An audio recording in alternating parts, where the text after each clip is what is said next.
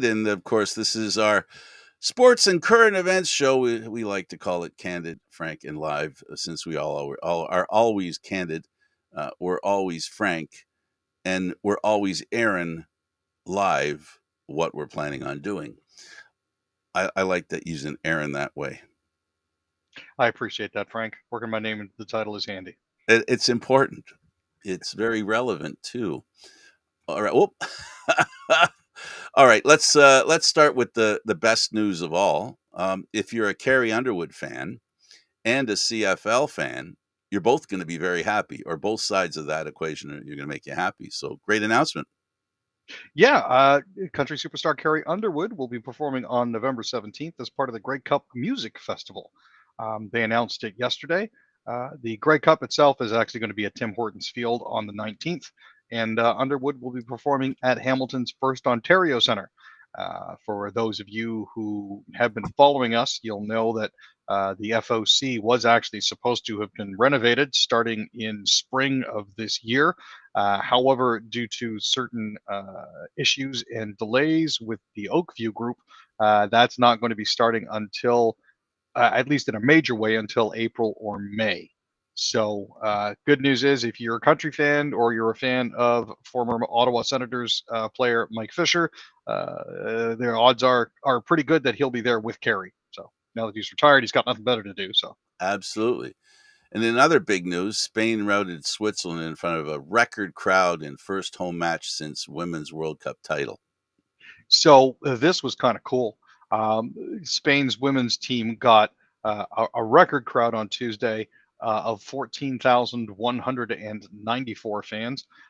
They beat Switzerland 5-0 in Nations League play, surpassing the previous record of 11,209 fans for women's national team match in Spain, which was achieved in a friendly against the States last year. They didn't quite fill the 21,000 seat capacity Nuevo Archangel Stadium in Cordoba, but they were very, very loud in their support of the players. So that was good to see. And we might as well stay in soccer. We'll talk about Canada beating Jamaica. Yeah, this was really nice as well. Canada managed to punch their ticket for the 2024 Paris Olympics. They played at home at BMO Field. Uh, this was a tough, really, to draw a large crowd. But the crowd was actually 29,212, which is pretty decent for BMO Field, I'd say. And they won 4-1 on aggregate. So that's a nice accomplishment for them, a nice little feather in their cap.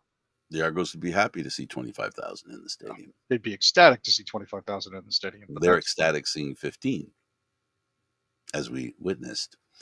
Let's talk about the Blue Jays, and they lost last night, but still, their previous wins are standing them in good stead. Yeah, as it currently stands, they're 1.5 games and 2 games up on the people that are closest to them in the standings. So that's a bit of the relief. Unfortunately, last night Austin Wells got a 2-run homer in the 9th inning, and that was the only scoring in the game. 9th inning, funnily enough. They're going to have to wait until at least tonight's game is over before they'll find it if they clinch. And that means that Gosman's resting plans are kind of up on the air. He might pitch on Sunday, is the news, if Toronto still needs to clinch a wild card spot, or he might rest that game to be the starter against the Blue Jays wild card opponent. He had a bit of a tough outing there, Frank. He didn't pitch particularly well in the first inning. He has himself to blame if he can't get any rest, right? It's his fault. Exactly. If he'd gotten them out sooner, we wouldn't have had to have worried about that. 2-0, 2 runs, bottom of the 9th. I mean, I don't know that you blame that on pitching on any day. No, I mean, realistically, though, it's been a relief to see that the Jays are up 1.5 over Houston and 2 games on the Mariners. Those 2 teams have been absolutely kicking the trash out of each other on the West Coast. That's the beauty of the way this season is ending, right? With the wild card. I mean, you're the Blue Jays, and you've got 2 teams, actually 3 teams you're fighting are playing each other, because in essence, there's 3 teams fighting for first in the West, and 3 teams fighting for the wild card. And so those, 2 out of 3 teams, and they're beating the crap out of each other. Thank you very much. Say the Blue Jays, because as long as they keep splitting, the Jays keep on, staying where they are. So they've got a game and a half.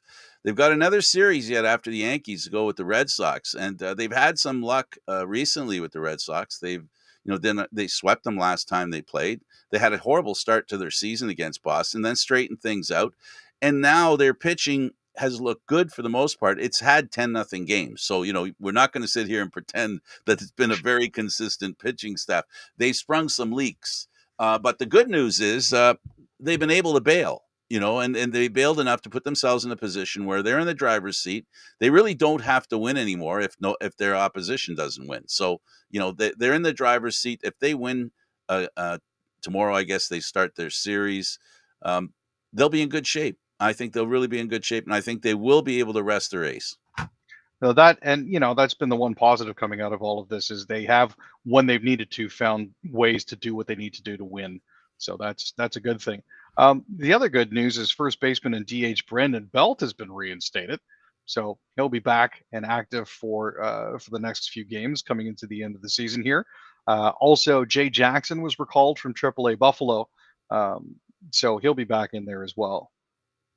So we're hoping Brandon can belt a few when he comes back. And Jay Yes, Johnson, and Jay Johnson, and Jay. Never mind. too many How do J's, you avoid that? How do right? you avoid a guy named Jay playing for the Jays? Well, at least his name isn't JJ, Oh, geez, that would really right? be JJ. Interesting. J to the third power. Oh, Let's geez. talk about Jack Hughes, and he's doing a great job with the Devils, and the Hughes brothers are really impressive. They have been having a real good time so far. He had a goal and 2 assists against the Habs. They won that game 4-2 in preseason action. Joe Gambardella, Simon Nemitz, and Dawson Mercer also found the score sheet for New Jersey. The Devils are now actually 2-0-0 in the preseason. They also hosted the Philadelphia Flyers at home on Monday as part of a split squad thing. Joshua Roy and Josh Anderson replied for Montreal, who are now 0-1-1. They actually decided to rest most of their regulars, so a lot of the farm team players got a chance to play. They're one of the teams that entered the playoff hustle, the playoff hustle last year, where they weren't in the previous year. The Islanders got in, but the team that didn't was Pittsburgh. So, when we talk about that Eastern Division being tough, it's tough, all right. It is really tough. It's going to be interesting. I mean, this is an improving team. They're going to have a playoff spot. So there's some other teams, including the Leafs, that need to concern themselves about making the playoffs. It's going to be a tough season. The Sens have won 2 games in a row against the Leafs. I'm not saying they look bad, because they didn't, but they have looked ordinary, and they lack a superstar on their team. Well, the fact that their superstars are probably still getting their game legs back underneath them doesn't help. But that's the way it is sometimes. And Well, the fans are already in full hue and cry about the season.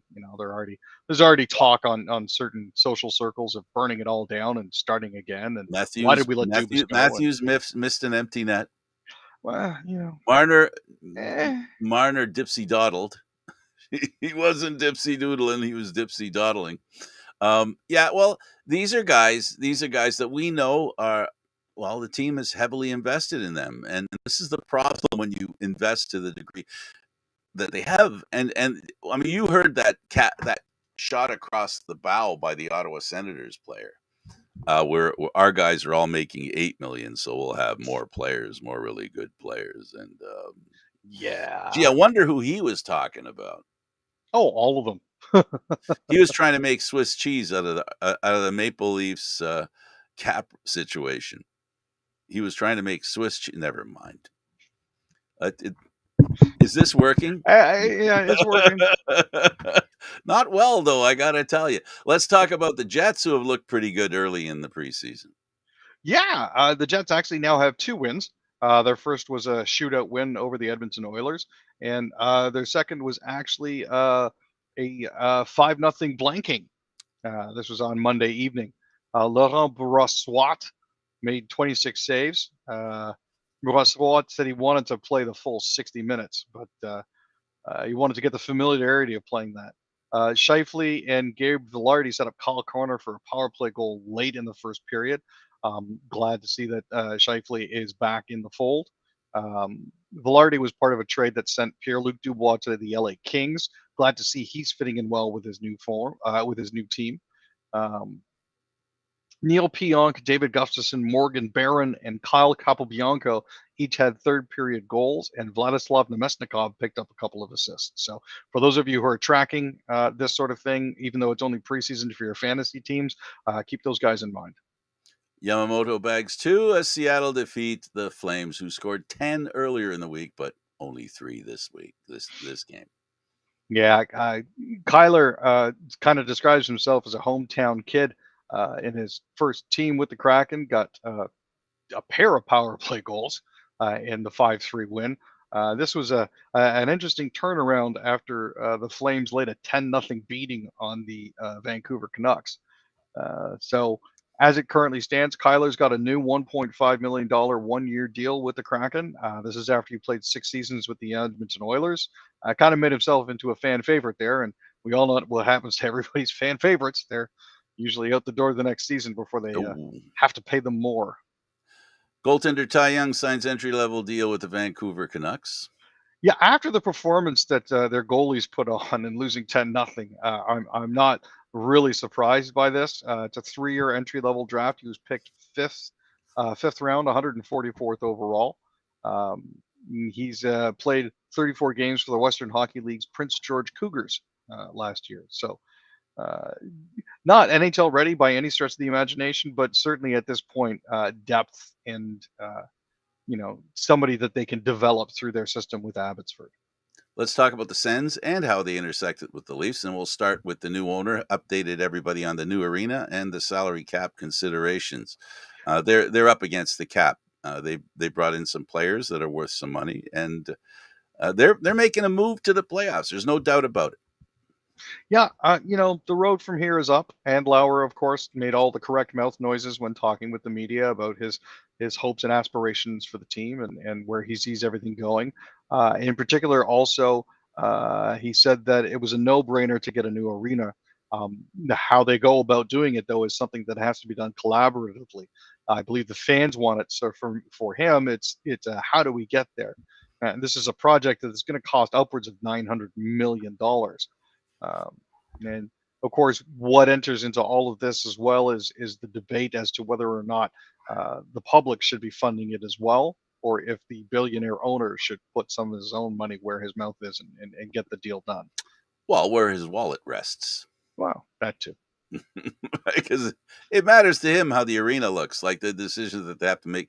I think that's part of the reason that's the problem in Hamilton is I think they're having a hard time deciding about how much to spend. I think, and not only do you have to do that once you decide what you're going to spend, you have to get approvals, you have to do drawings, you have to design. So sometimes if they're not all in with everything that they need to know to begin with, this is what happens. You get tripped up. We've seen it before. It's not the first time. Remember, this is something that's not unusual to Hamilton. Anybody who remembers Tim Hortons Field, how many false starts they had. And So when it it seems comes to to be pay, happening with the First Ontario Center too.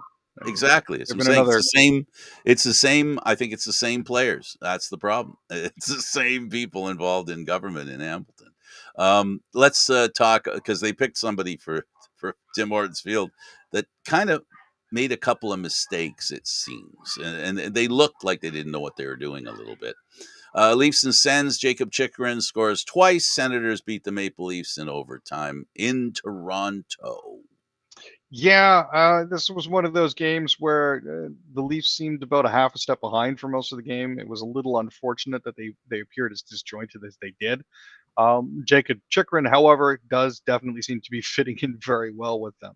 The fact that the Leafs have lost 2 games in a row now to the Senators during preseason is not necessarily of that much concern, but it is highlighting some deficiencies out there that they may need to address. Um, Absolutely. And one of the key debates that's going on what they need to do to start the season right is the goal song. There are a lot of people who are saying Hall and Oates, that's enough. some people are saying it's growing on them. Every time I hear that bum ba ba, I just know I don't like this anymore. Please stop. Let's get into shenanigans and news, and let's talk about Poland's education minister. Right. Excellent. Here we go. So, as many of you are aware, there was an incident which occurred over the weekend in which a 98-year-old Ukrainian Canadian citizen was called upon to stand and be recognized by the gallery at the House of Commons. Turns out that individual served in the Nazi SS Galician formation during the Second World War. Um, Anthony Rota has since stepped down out of all of this, and Poland has commenced extradition proceedings to bring Hunka back to Poland to face trial for war crimes. So He one of wasn't the in Brazil. no, unfortunately not. Not one of the boys from Brazil. He was one of the one one of the dudes from Canada. There is Oh context here, boy. though. I think there are. First off, never should have been invited without being fully vetted. Apparently, this was something that Anthony Rota took on himself outside of the PMO. This does not absolve the prime minister or his office by any stretch of the imagination. Let me just make that abundantly clear. Um, you know, Hungary was invaded by Germany in June of 1941. Hunka enlisted in 1943. At that point, Germany was, I believe, starting conscription. So at the age of 18, he apparently volunteered for this unit and went to fight the Russians. At that point, any enemy of my enemy is technically speaking my friend, even if they're the Nazis, was apparently the predominant thinking. So there's that to bear in mind as well. Yeah, a little, But a little, a little confusing, really. oh, to be certain, I mean, he was writing articles for right wing websites and whatnot all the way up until 2010, 2011. So that should have been a tip off right there. A bit of a vetting That was when he would have was avoided this. 84. Yeah, as opposed to That was when he was 18. 84. It's one of those 66 years later sort of things. If he hasn't changed by now, you probably shouldn't invite him. And cue the hook. Rhoda's out. Yep. This when we this this issue we talked about it a little bit the other show, and today what I'm thinking to myself, this is what's hard if you're honoring people from other doing work in other countries. Maybe that should be kind of a cutoff where Canada doesn't get involved with supporting a war, like a war hero from another country in another war. And let's stick with the people we know, and let's honor Canadians. And if they really wanted to show something really good, they could have added. They could have brought in. I know it's going to sound silly to people, but they could have brought in a half dozen farmers from the Western Canada, who Ukrainians are. They came to this country from Ukraine and they built our wheat industry. They built it. I mean, you don't have to bring somebody who's dealing with war. Why don't you bring somebody saying, thank you for helping Canada be a better place? In other words, something that's positive instead of, for me, war is negative. There's never, as far as I'm concerned, not that there isn't the right side to be on, but it's never a topic that I like to, I don't know. I don't like promoting war. Maybe I'm 260s, but when it comes to war, I don't believe in promoting it. I believe you can't walk away from it. I believe that you have to take up, protection of your country. No doubt about that. But I don't think it's something that you can use as sort of a let's make this a celebration. No, wars are not shouldn't be celebrated. They should be. We have to be honorable, and like every soldier that's died for Canada has died for us. Let's end it at let's respect them and not worry about other wars and other people. That was they tried doing something. It's like wearing Indian costumes, and by Indian I mean Indian First costumes, not Nations. not First Nations. No, I mean Indian. Oh, Like when the prime minister wore the Indian costume, yes. right? That's that kind of stuff. Forget about that trying to be cool stuff. Let's be real. And real is war is hell. People die. It's a terrible thing. Celebrating it, you have to be very careful. And the best we can do in Canada to celebrate is celebrate our heroes and not be distracted by anything else. Canada's heroes need to be respected. If we want to respect soldiers, let's respect ours. Otherwise, we're respecting people we're not really sure of. Lesson learned. Now, there is a small addendum to this. Mr. Hunka's son actually contacted Mr. Roda's constituency office because Yaroslav Hunka is actually one of the members of Roda's riding, and he Mm-hmm. asked if it would be possible for Mr. Hunka to attend the address in the House of Commons by Mr. Zelensky. So this request was accepted by the Speaker's office. Because the Speaker's office is independent of the PML, they're not obliged to advise the Prime Minister's office of that. They don't have to provide their guest list. So this wasn't that. This was somebody who, wow, this really starts to make it interesting. So when someone asks to be invited, maybe, yeah, well, Yeah. this is really sounding more and more like a real oops. I don't think Rhoda did anything with Mm-mm. any intention whatsoever. But like I said, bringing somebody from a war outside of our country that we really don't know anything about, it's like picking up a hero in Africa in the middle of all the wars they have and say, oh, well, this guy fought for this country. Let's make him a hero. There might be people that don't like him back there. It doesn't matter which side. War No. does not create friends. It doesn't create friends. Okay, so we made a mistake. Rhoda's paying for it. Too bad for that. Let's talk about after a briefing on Intel, Singh says clear evidence India involved in BC killing. So Jagmeet Singh said Tuesday that he received an intelligence briefing about the allegations that the Indian government could have been behind the killing of a Sikh Gurdwara leader in BC. Pierre Poilievre will never receive an intelligence briefing of this sort because he refuses to get security clearance. So I can't take anything that he says about this subject with any seriousness, but I can at least take into account the fact that Jagmeet has it. And he says, I can confirm what the Prime Minister has shared publicly, that there is clear intelligence that Canada has that lays out the following case. The Canadian citizen was killed on Canadian soil and a foreign government was involved. That intelligence is something that I think is very credible. So, Prime Minister Justin Trudeau will be addressing the House of Commons late tomorrow and on Friday about both that situation and the Rhoda situation, the Hunka situation. So I'll be keeping an eye on question period to see if anything interesting comes out of that. So apparently there's a bunch of derelict vessels, and they've been removed from Canadian waters by the Canadian Coast Guard. What's up with that? Well, there are a lot of vessels that are still moored places that have basically been abandoned but just haven't been moved.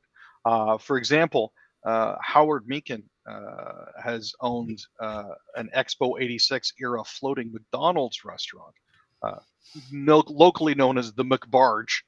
Um, it looks derelict, but apparently it's not. However, just as important are boats that are listed as derelict, including a list of about 550 problem vessels that the Coast Guard is currently working to clear. Um, the McBarge has been removed from the list because the Coast Guard has verified that it's not derelict.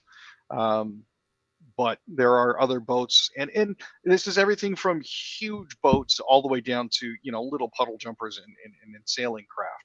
They all could potentially pose a hazard to waterways, and if they degrade any further, engine fluids, that sort of thing, can cause pollution and damage to the environment. So it's good to see the Coast Guard is getting involved in getting those out of Canadian waters and helping preserve our watershed. So if there's such a thing as a certification, they're by virtue of absence of a certification, they're not certified, and therefore they're derelict. Exactly. And it's Yes. not that it's most people don't know this, but you kind of have to reapply for those sorts. And that's why they have the definition of derelict. Yeah. And derelict means not paying attention. So if you're not getting a certification, you're not paying attention that you need to be certified. And so the price is paid. And then I'm sure each and every ship that has been considered derelict can do the same thing the McBarge did, which is establish that it was a mistake, and here's proof that we are not derelict, and then they can continue. Just cleaning up the waters and getting, we've talked about this with vehicles on the road too, right? This is the Yeah. same conversation that we've had, not the royal we have had about vehicles on the road that shouldn't be on the road because they're a hazard to people, and they are, leaky oil and stuff like that is not a good thing. Not in today's world that we live in, at least anyway. Let's stay in Canada and let's talk about some prominent figures of 2022 convoy protests don't support latest convoy plan. What's the latest convoy plan? Well, there's been a shift in thinking. There's another group of self-styled freedom advocates who are traveling to Ontario with mixed objectives. One of them includes a demand that the RCMP arrest Prime Minister Justin Trudeau. However, for the most part, they seem a lot more fractured and a little confused as to what their end goal actually is. Ron Clark, who traveled to Ottawa in 2022, is currently heading east once again. He's live streaming his drive. Another person by the name of Norman Blanchfield posted an unsigned letter to social media saying that they're now returning to demand that the RCMP arrest Prime Minister Trudeau for treason because of his unlawful vaccine mandates and his unlawful use of force to break up our initial protest. There are other people that are selling T-shirts as well when they're heading there. But for the most part, there's a lot of people basically just calling for Trudeau's arrest. Yes, that's a popular thing now in North America. Let's talk about the Premier in BC reacting to Alberta's proposed pension plan. So, as we mentioned on Monday, there was talk. Danielle Smith had floated the trial balloon that if Alberta separated from the Canada Pension Plan, they should get half of the assets. Upon hearing this, BC Premier David Eby has said, "You like fun. If Alberta presses on in this direction," he says, BC will absolutely be at the table to make sure that that plan doesn't come at the expense of British Columbians. In terms of what's on the minds of British Columbians right now, it's cost of living, housing, healthcare, public safety issues. That's the focus. Alberta has other things that they're working on, but if they're serious about moving in that direction, we're obviously going to have to be involved in the conversation. Well, I think this is just a shot over the bow of separation for BC. This is just a one step. Let's one a little bit at a time, and let's see if we can separate from Canada in different ways, right? But they're an oil province. Oil is a big deal for them. It's also something that, in some circles, oil is. It isn't black gold. It's not considered black gold by some, but to Albertans, it is, and I can understand completely how they want to protect what makes them, what supports them. I mean, I can understand their position. Let's talk about BC government orders 60,000 new homes built. You mentioned about BC and their concerns and what they're trying to deal with, and this is to help the cost of housing. Yes, Housing Minister Ravi Kahlon has announced uh, the exact numbers for net new units in 10 municipalities. They're asking for more than 60,000 units in the next 5 years, or there will be apparently consequences. They're taking action and working with municipal partners to make sure more homes are built in communities with the greatest housing need. The target includes thousands of below market rental units for the largest and fastest growing communities. That means more people will be able to find a home in the community that they love. These districts, for those interested, are Vancouver, Victoria, Kamloops, Abbotsford, Delta, Saanich, North Vancouver, Port Moody, Oak Bay, and West Van. Overall, the number of units they're being asked to add to the housing stock ranges from 28,900 in Vancouver proper to 664 in Oak Bay. But when adjusted for population, all 10 districts that were listed would see an increase of units between 8 and 14% by 2028. So, BC cities condemn posters found citing whites only kids playtime. these What? are, yeah, I was What? just as shocked. This happened in Coquitlam. Um, it's aware of notices that were posted around their community. It said, "Hey, are you tired of this? We're having a whites only mothers and kids playtime So come by these certain community centers and mix with folk that look like you, which is I mean, I, I uh, uh, mean, right. My brain did the same thing. I just it seems counterintuitive to where we're at today. But I'm gonna say this like I'm gonna get in trouble. And if you have any problems with what I'm saying, please send the emails to Aaron, not to me, because I don't want any grief. I, I guess you know I understand that you want to have a club, and you want to have a club with people that you relate to, but we're not in a world today where that club can be white folks here, everybody else over there. It's not the world we live in, and the sad thing is, for some people, and for whatever reason, I'm not going to judge them for whatever they've arrived at a conclusion for some reason that white folks need to spend more time together. I, I, they've arrived at that conclusion, and I want to say I understand the frustration, but I don't, because I don't have children, and I'm actually not white. At least I don't identify as white. So let's talk about a boy found alive after going missing from the First Nation in northeastern Alberta. My goodness, another one of Yeah. these stories. Now, this one actually has a happy ending, thank goodness. There was a 5-year-old boy who disappeared Monday on the Frog Lake Cree Nation. It's about 260 kilometers northeast of Edmonton. So, if anybody knows anything about the geography of Canada, that is an area where it gets cold very quickly overnight and stays cold for a long time. The child, who had been missing for more than 24 hours, had last been seen at about 2:30 at his own home. Now, the disappearance has not been ruled as suspicious. It's more a case of misadventure. Up to 300 people were searching for the child. The good news is, again, he was finally tracked down. He is currently being treated for exposure. The search was assisted by Edmonton Police, Alberta RCMP helicopters, RCMP dog services, and more than 100 members of the public who joined in with the search at Frog Lake Cree Nation. So thank goodness that the boy has been found. Um, you know, kids are tough. Kids are resilient. I'm reasonably certain he'll be okay. Also, he'll probably stick closer to home. Absolutely good for them. Good deal.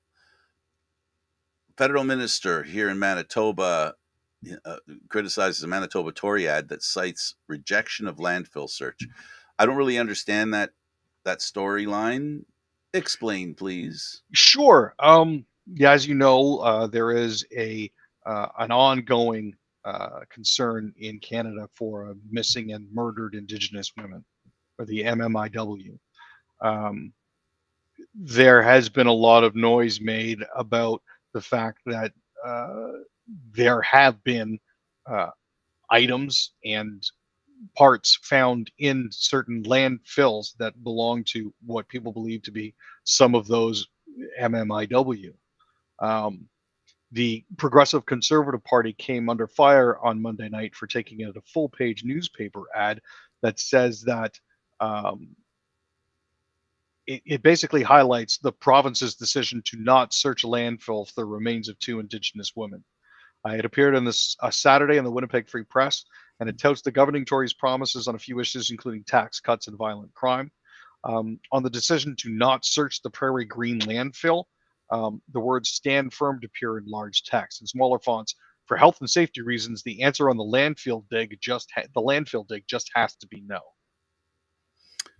So this is, if you remember that movie Don't Look Up, what they're saying is don't look in.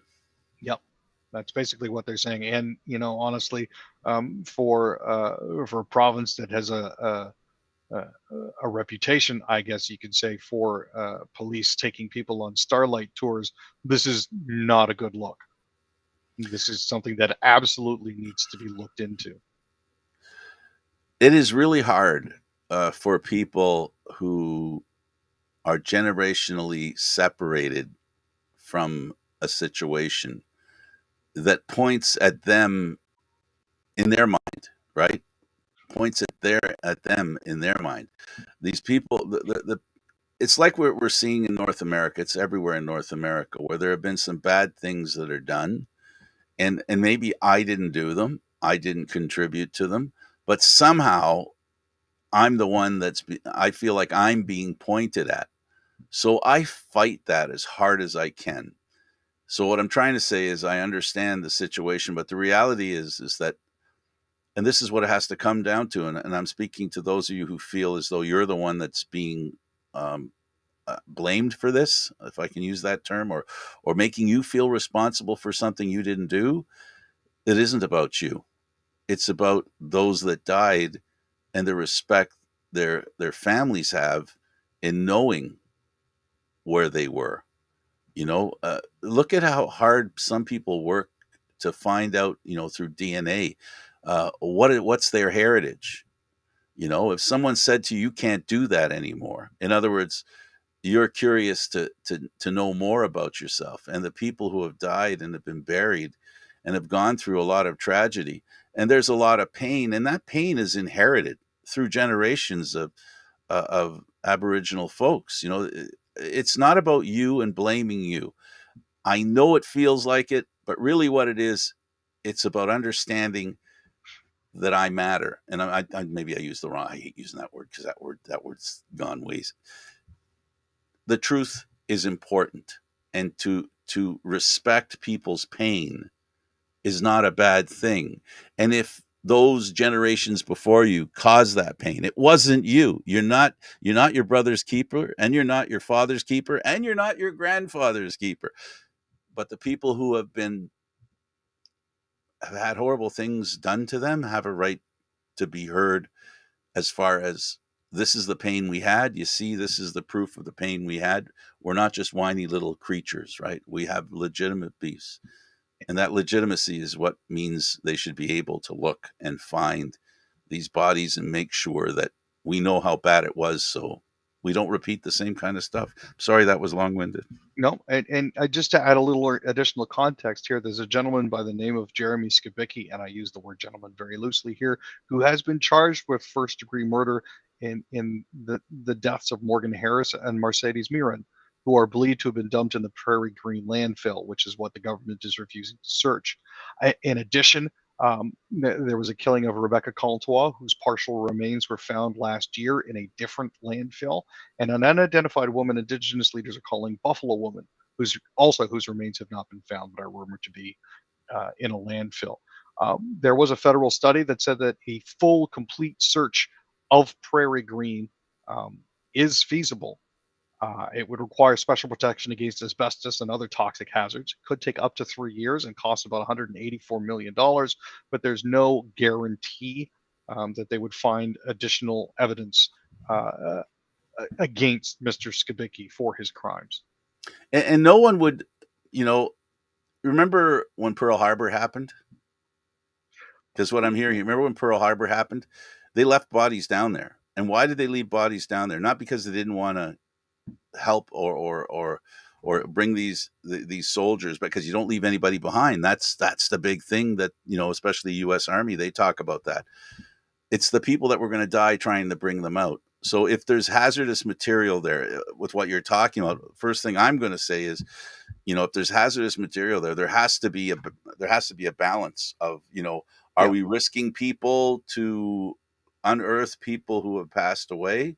And is that a fair price to pay? And again, the federally funded study did say that a search is feasible. Yeah, if So, it's feasible, yeah. with the proper ventilation and the proper protective suits, you can go in there and do it. They're Right. just saying, well, it's just going to be too expensive. We don't Let's want to have a spend the real money. let's have a real conversation. And if it is too expensive, if that's the judgment, someone has to show why it's too expensive. And we do know that there are things we can't afford, and that's just a reality in life. Spending just spending for the sake of saying, okay, we're going to. There are limits to that too, Aaron. I mean, all those factors, as long as they're discussing in real terms what the issues are, and they're willing to report on those issues openly in writing and let people read it, and that let the voters and or the people involved have their say, and then make the decision after that. It doesn't have to be you can't have everybody agree all the time and things. So now you have to figure out consensus, right? And what's the consensus in this situation? What is the fair conversation? No one should dictate to one side or the other, right? Do it. There should be a sincere conversation about why they should or should not do it.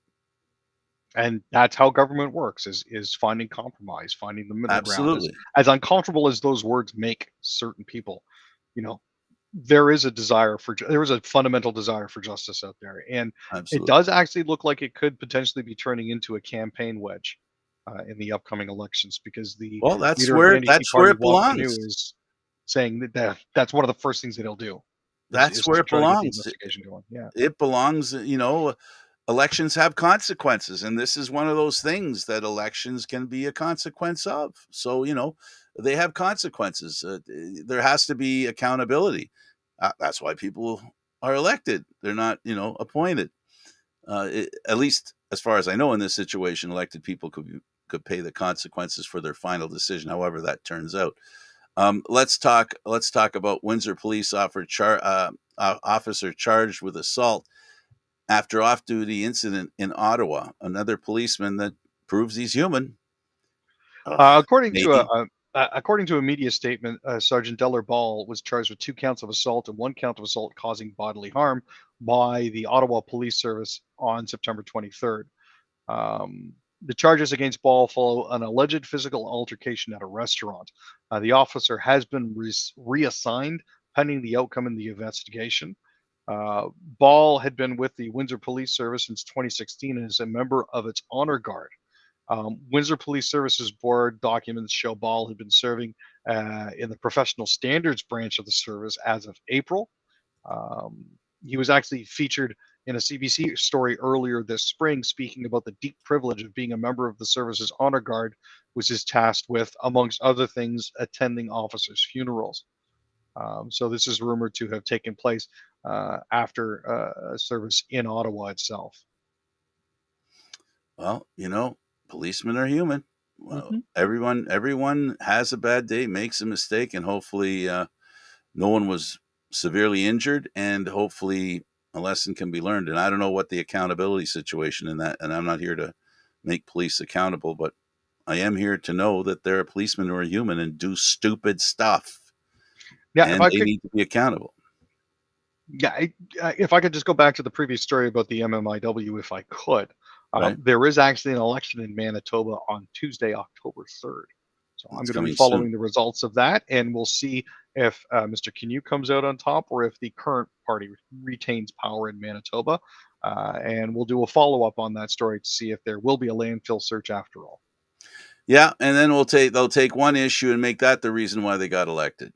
See, that's the only problem with Yeah. elections, is that there's a lot of reasons you vote for people. Nobody really knows exactly why everybody votes. But, when you're elected, you get to decide why you think you were elected, and that's what you act on. And that's fair. It Yeah. really is. It's fair. Quebec, retiree in shock after Canada Post found missing. Yep, he found a $300,000 missing inheritance check. So there's a little bit of a shot in the arm for you. Louis Cavaratsis, there was money that was supposed to be sent from him as part of his late father's will. It was sent by his father's estate by his brother George from Campbellford, Ontario, to Ayerscliffe, Quebec. But the check, which was sent by registered mail, had seemingly vanished.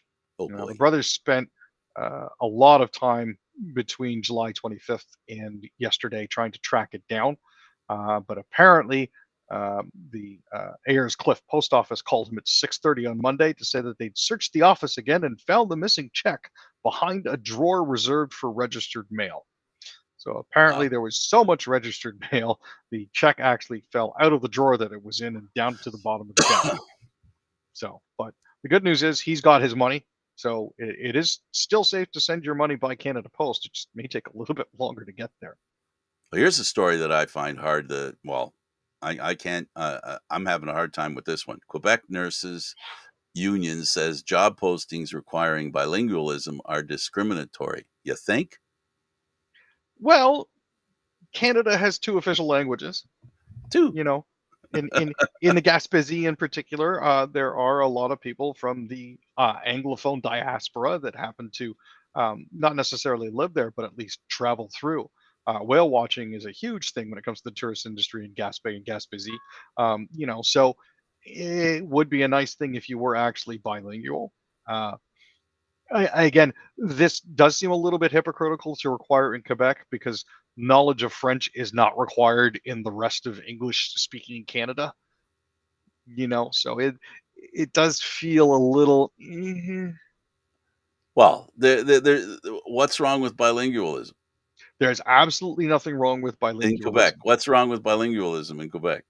Oh You well, know, they it's promote not the French. French language. Bilingualism, at least they're not saying, at least, it's better than the sign deal that they have there in Quebec, where you got to have signs in French. They're not saying you have to only speak French.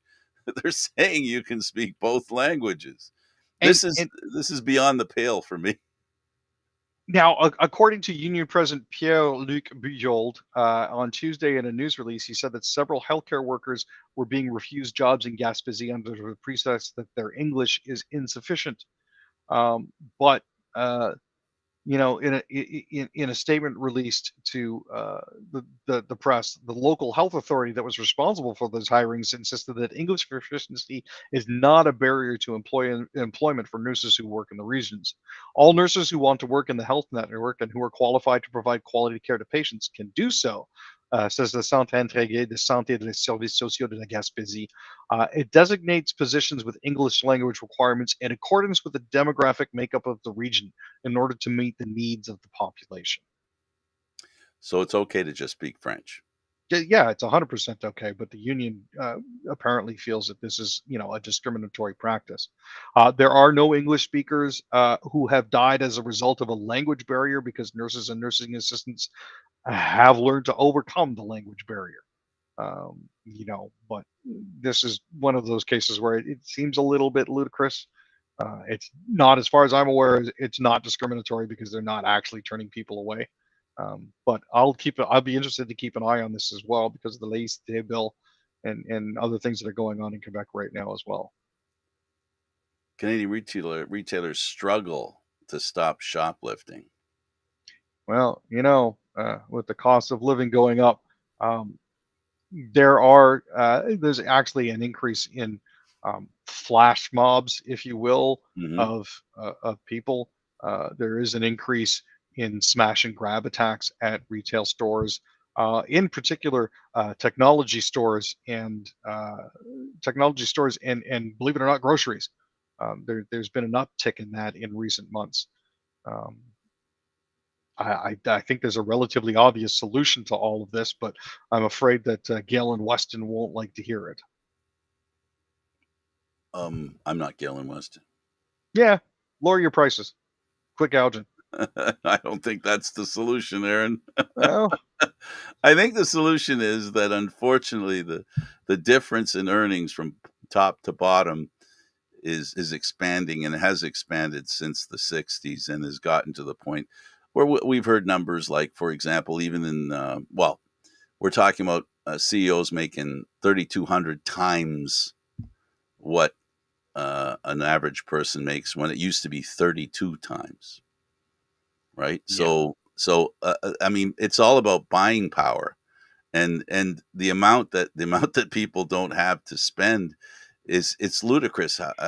It truly is ludicrous. Anyway, but I get what you're saying. Hyundai and Kia recall 3.4 million vehicles due to fire risk and urge owners to park outdoors. Well, I'm not. Well, okay. Don't Uh, put it in. Don't put the car in your garage. Basically, what they're saying is park it outside and down the end of the driveway if you have to. There And are put fire multiple blankets on there are it. multiple makes and models when it comes to this, and it's through 2010 through 2019. Ay, Um, ay, ay. Yeah, it's a rather expansive list. Hyundai has reported 21 fires in the affected vehicles in the United States and another 22 thermal incidents, which include smoke, burning, and melting of parts.